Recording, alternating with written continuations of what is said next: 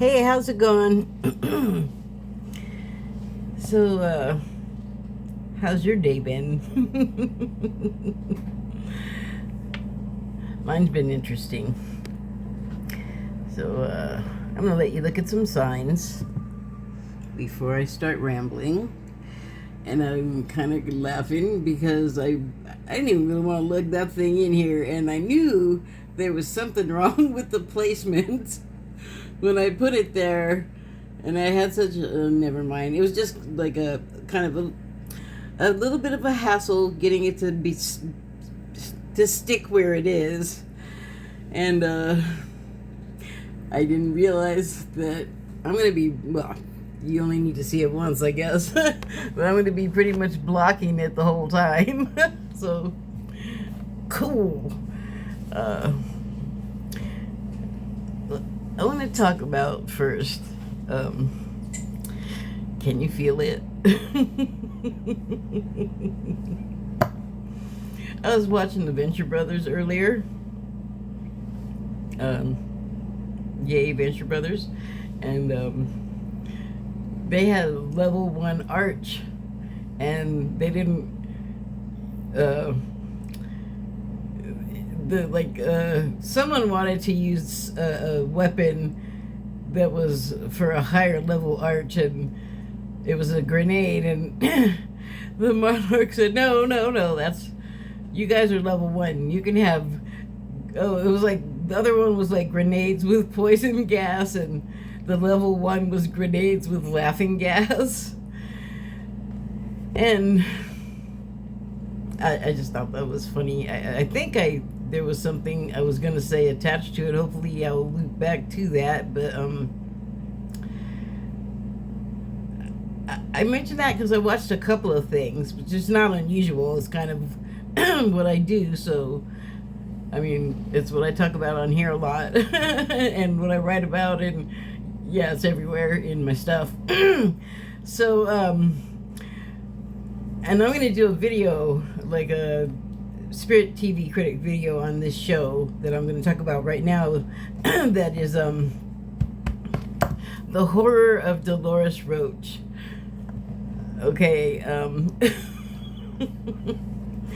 the premise of that show is messed up.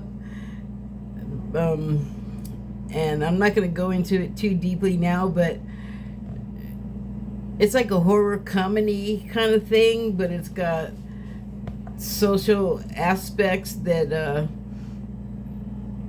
are true things, and the stuff, I hope to God that the character that takes place in her life, I hope they're not true, but on the other hand, you never know.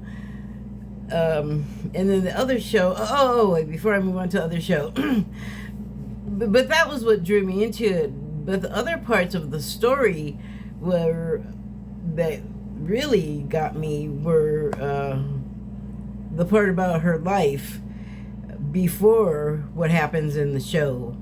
And they they totally have a direct effect on her life going forward after the part of the show that it is before what the show is about. I don't want to give away too much because I'm going to talk about it, tomorrow or something.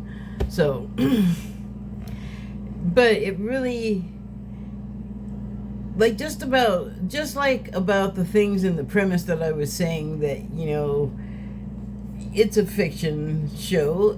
It doesn't say anything about based on, ripped out of the headlines. So, however, you just don't know how much, if you watch true crime shows, or like even cop shows that are about old cases, you see some crazy ass shit that people do to each other, and it's real. So I'm just saying, keep that in mind. And I'm going to continue now, talk about this other show that I just watched, which I'm sure everybody and their dog is going to be talking about this, and it was really good, well executed. The cast is fantastic. and they cloned Tyrone, and it has Jamie Foxx as one of the leads, who just came out of some kind of serious illness. I don't know the details of it because they haven't really been released, but he was down and it was kind of scary. And by down, I mean like on his back, like in hospital and that, and hooked up to life-saving devices apparently. So that was like a scary thing for, I mean, you know, I was watching my TMZ and they're on there talking about him like just about every day, and very sincerely worried about him, and how he's talking about how his family's gathered around him and so on and so on. So you got the impression it was a pretty serious deal. And then I think last week or the week before, he's seen out in public and like returned a purse to some woman that lost her purse. And TMZ is so funny. They actually thought he was like he dreamed that up for publicity or something like that. And man, I don't think that is the case. It seems to have been a genuine thing. I've done it, not a purse, but I've returned someone's wallet, like took it to the address and said, here, I found this, and, you know, because I would appreciate that. Save you a trip to the Department of standing in line to wait to get another one. So anyway, that's great, considering that this thing is just premiered, I guess, yesterday, or yesterday. And he is a co-star, actually. The other star, who is Tyrone, actually, in the title, is John Boyega. And I just want to say that I heard Trevor Noah pronounce his name, and I, of course, as an American, was just all Boyega. And he I don't know, he probably really enunciated it, but I don't know what's going on with my voice today. But he said Boyega, like I just heard it finally, and I was like, oh, that's how it goes. So yeah, John Boyega's in it. And oh, shoot, I didn't write it down though. Maybe I'll just put the flyer. Old technology. I'll put the trailer in the information box under this video. So that was pretty horrific too, in its way. And just the most incisive social commentary. Like the other has it too, but the other part of the plot is so horrifying. It's kind of like it's jarring. I watched it last week and I'm still kind of shaken. I laughed and I appreciated like the whole writing of it, the horror of Doris Roach, but yeah. Once it starts sinking in, it's kind of deep. So and then this other movie, because the other one, the show, has like episodes. This movie, it has so many things.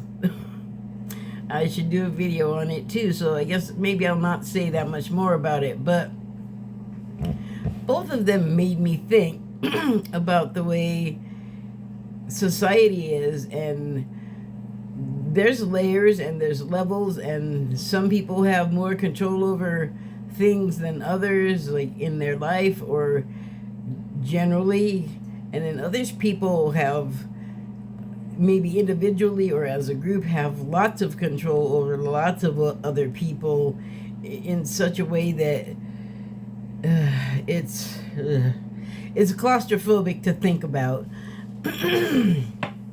So that had some serious messages, and that brings me to another part of what I wanted to talk about before I started actually reading any cards, which was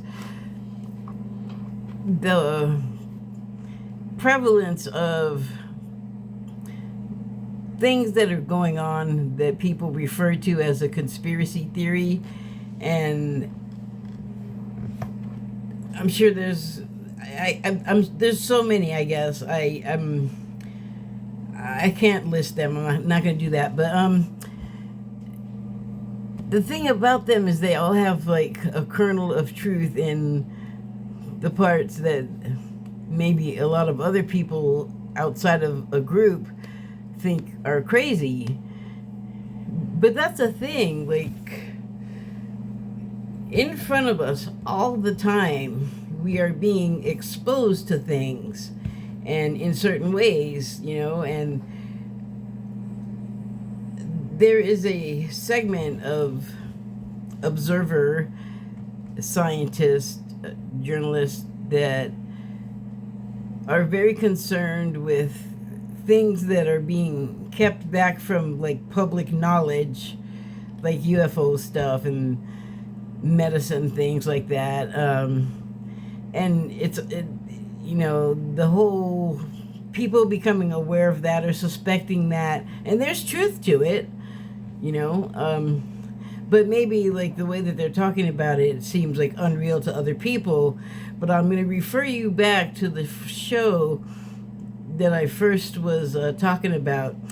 Let me just let it out that it involves cannibalism, okay? So then that's why it kind of gives me the willies. But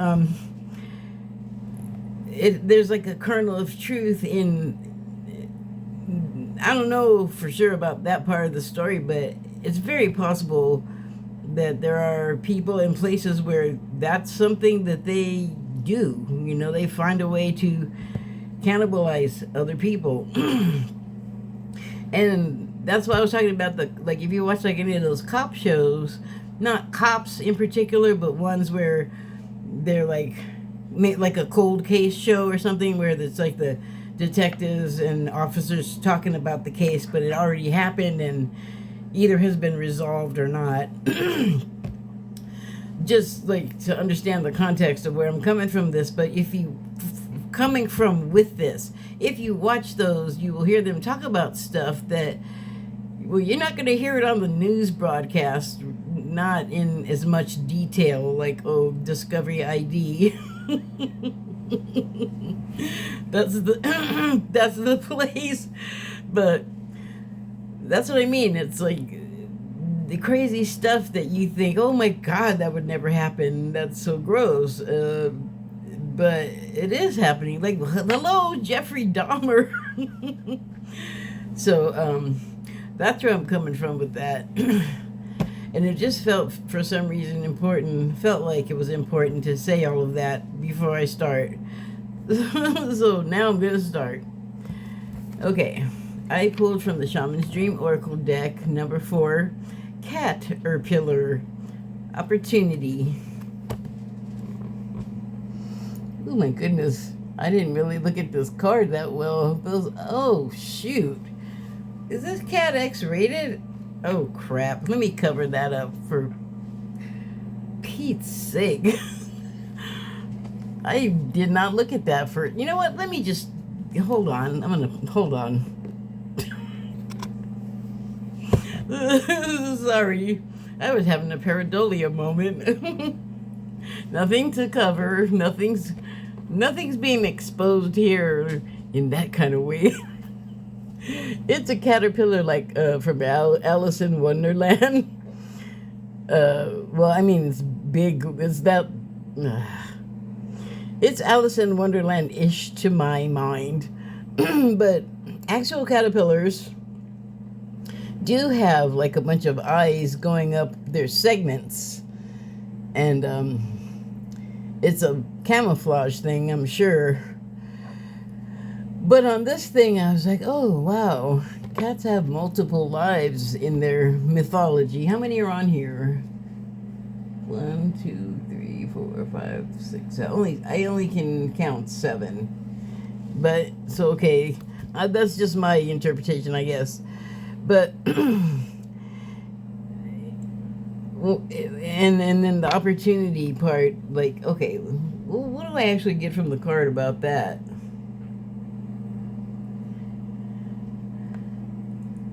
I don't know. It looks like it's sitting in a field of lavender, and if you look, it's okay. That's weird. Its tail end is gassing itself. I am confused by that imagery. I just want to look a little deeper because I see stuff, then I look at it later and go, oh wow, there's a bunch of other stuff here I should have mentioned.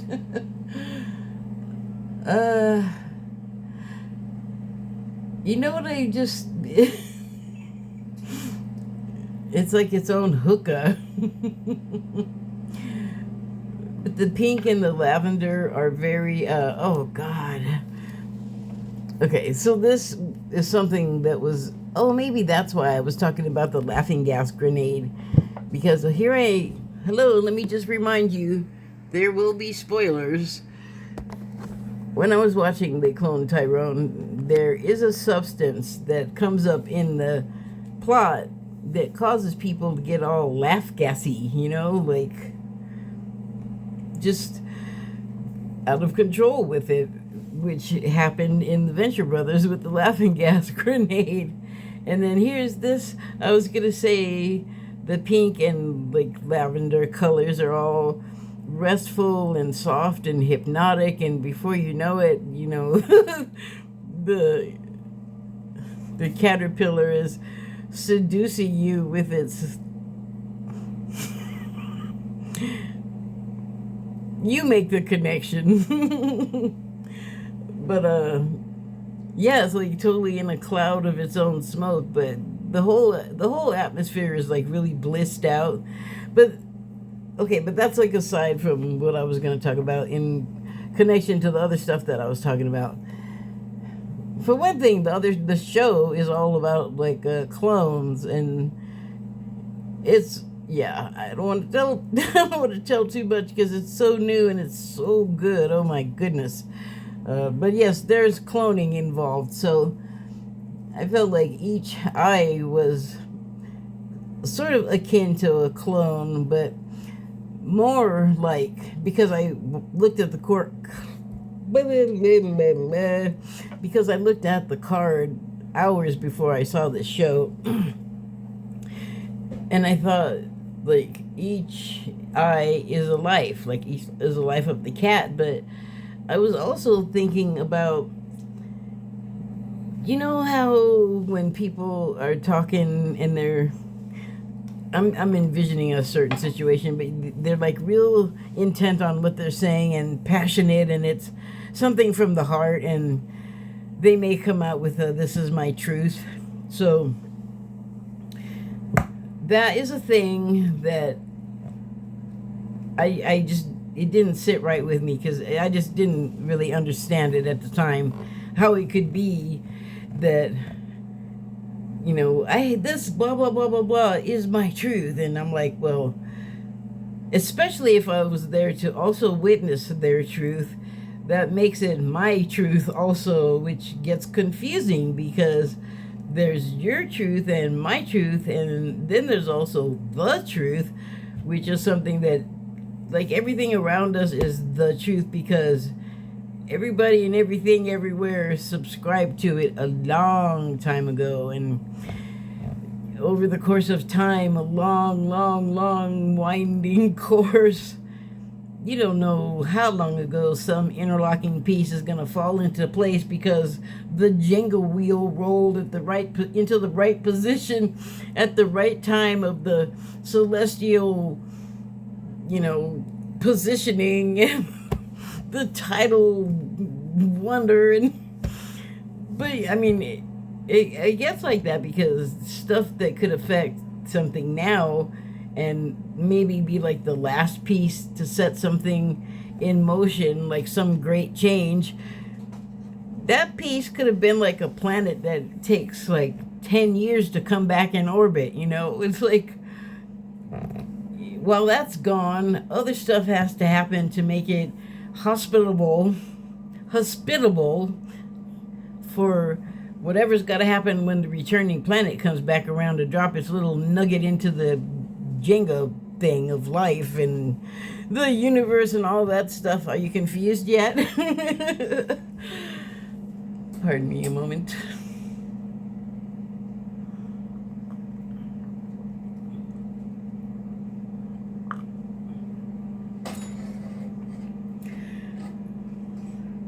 And then another thought I had,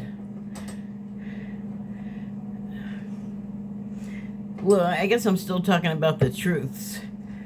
So to get sort of myself like in order with that as much as I could, because it is obviously not something that any lawmaking or convincing or any kind of outer input from other people is going to change, because it's our perception, and people can comment on it and make judgments or whatever all they want, but if it isn't their own perception, what they're saying is like a guess, a hypothesis. They don't know. So, and even if the information is shared with them, it's still gonna go through their own filter of interpretation, like their perception. So it's just amazing that we will get set in our beliefs. Like we'll get into a I don't believe it until I see it mindset, and it basically be like a constipation for the movement of maybe other events, that maybe the thing that's needed to not have a blockage in flow and interrupt it is for someone to like unclench that idea. And then I know it's like a hard and maybe scary thing to like let go of what you've sort of relied on and clung to all of your life and jump off a cliff, like with your dog in your knapsack, and just be like, this stuff, been there, done that, ready to move on to a new thing because that's not working for me anymore. It can be frightening, but we do it all the time, and we do it over things that are maybe not as frightening to us. Well, of course they're not as frightening. That's why we go ahead and do it. It's the fear of the unknown that prevents us from taking a leap, like all the time. So, now, oh, and the other thing about the eyes and the lives and the truths, I was wondering if they don't each sort of separating themselves that way in this sort of weird manifold that doesn't represent like each life and truth as like a whole other dimension of its own to itself. And I have read and heard people talking as channels, channeling stuff, the words that I'm trying to get out of my mouth, that yes, that is like a thing. Each sort of imagining, even if we don't complete it, that something we sent off into the universe to be born as its own little reality. So, and then in some ways, now I'm going into territory that I'm just not really that certain about, but, well, I've heard, I guess I do know something that I've heard that I don't know it, I guess, in practically, but I feel like it's right, is that, well, yeah, I do think that we can affect these other realities, particularly if they're ones that we sort of shed, like dandruff. Okay, let me read what the guidebook says about the cat-erpillar card.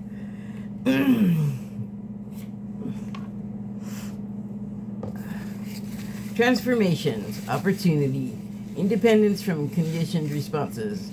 The energy of the cat-erpillar, that's how it's written. The cat-erpillar appears, heralding a time of transformation and opportunity. Here you are being asked to revise your dreams. If it looks and smells familiar, step away from it for the time being. The new cannot emerge from the old, and the youthful and vital cannot emerge from the aged and sickly. Experiment and surprise yourself with what arises for you in this moment. Cat-erpillar is an invitation to test out a new strategy to get a different, better result. Remember that the definition of lunacy is continuing with the same thinking and behavior and hoping for a different outcome. It's time to break away from the habitual responses, to surprise yourself and startle others, eliciting a smile or a frown or a look of awe from those around you. Do not wait for an invitation from life to practice a bit of outrageousness or for permission to do the unexpected. Any other response right now will lead to more of the same and no real change. Sometimes the most original response is no response whatsoever. Stand stock still, staring steadily into the eyes of the players in your drama, avoiding engagement until the moment is right. Caterpillar invites you to witness the story unfolding, knowing that deciding on the timing of your action is as essential as finding. Okay, let me do that again. Good. Okay. Caterpillar invites you to witness the story unfolding, knowing that deciding on the timing of your action is as essential as finding the best move to make. And when you do act, let there be no doubt in anyone's mind of your destination and power you unleash. And when you do act, let there be no doubt in anyone's mind of your determination and the power you unleash. I'm sorry I read that bad, I feel like, but I'm not going to do it again because I feel like that would be annoying. I hope you get the drift, because I feel like I didn't read it beforehand. So, yeah, my vision is weird today. So, the other card I pulled was from the Wild Unknown Animal Spirit deck, and it's the Firefly. And when I looked at it, I was just all, like a rainbow in the dark. And then I don't want to say anything else because, but that's that flash of inspiration, or maybe the birth of one of your eye universes, one of your eye dimensions. I have my truth with my eye. I spy with my eye. All of the stuff I imagine in my dimension. That's kind of different from yours a little bit. And that's cool. But you see, think about that. Like, you just start this thing off. I guess it's kind of like if you have a child and you, for whatever reason, don't hold on to it yourself, or you die. That child continues on, like the world continues on with the child. Like, the child's not just out there wandering around in a void. They're in the world they're born into, and it's in some ways supported by it throughout, the life it's going to have. Ooh, that is dangerous. I always knock stuff over doing that. Hold on.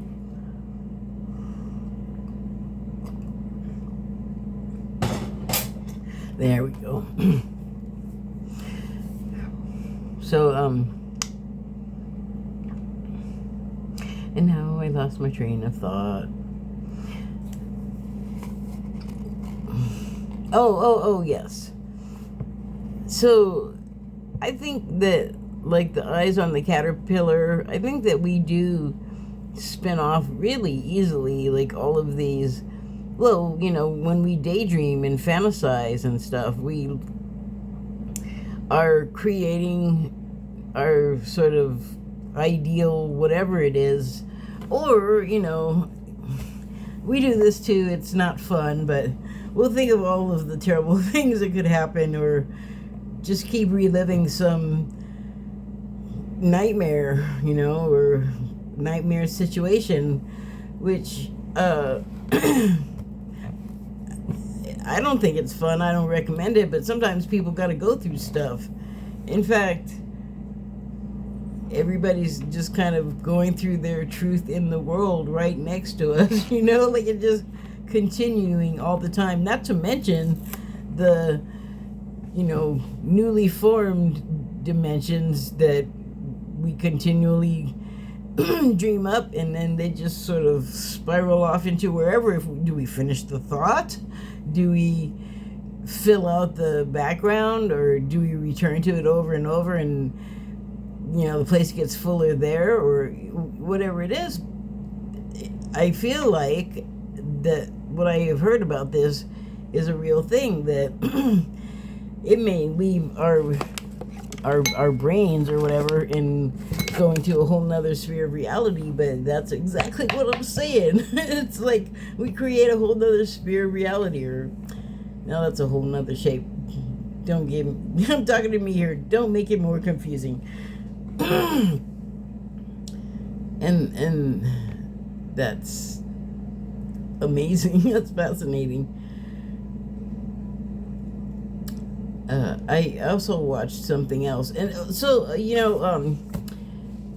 I'm going to talk about what else I watched quickly. Both of those shows, while I enjoyed them, they had like a low resonance, just sort of bubbling in my consciousness when I think about them.